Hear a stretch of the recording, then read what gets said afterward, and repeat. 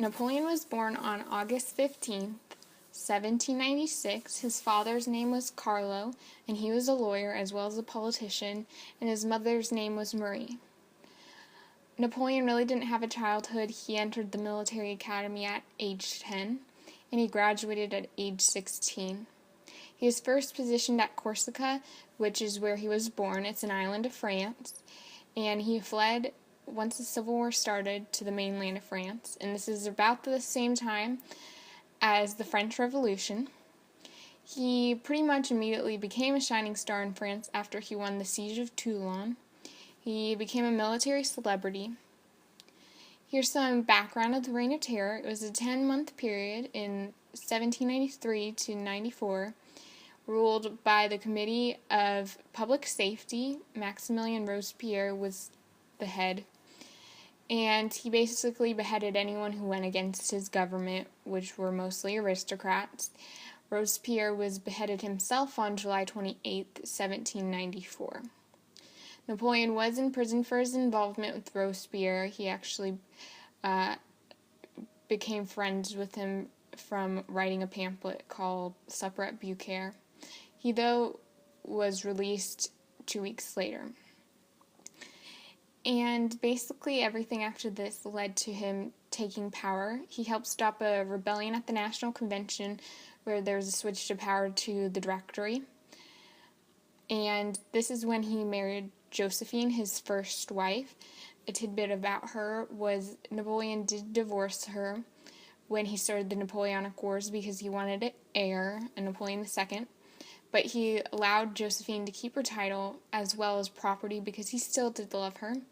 And he actually stayed in contact with her until her death. After he married Josephine, he led a successful campaign in Austria, and he led another campaign in Egypt. And then in 1799, he led a coup when he came back to France, which led to his power, and he became the first consul of France. And Napoleon issued many reforms in France, in the government as well as the economy.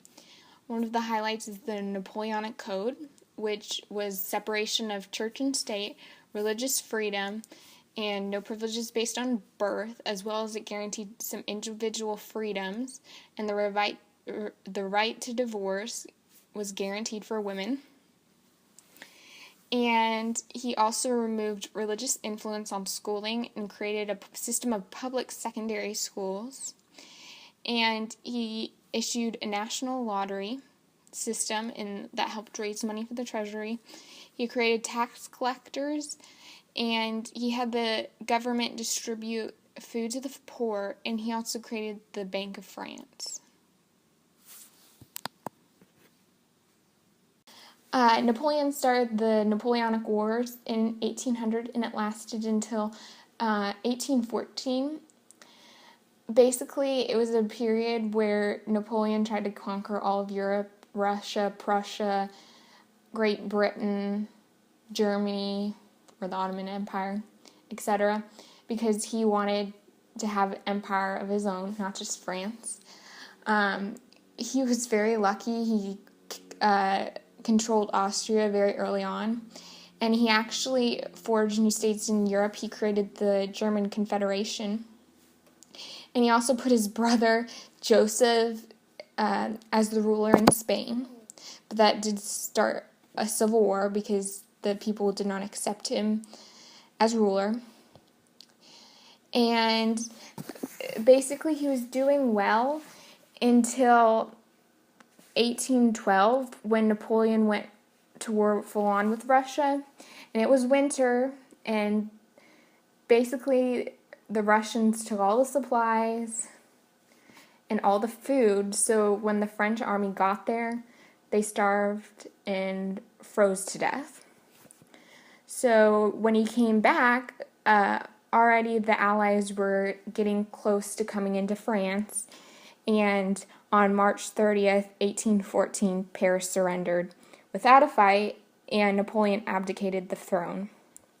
He was then exiled to the island of Elba, but then, in 1815, Napoleon returned to power and reorganized the government back to what it was when he ruled. And he basically was then exiled again after he lost the Battle of Waterloo, where he was exiled at St. Helena.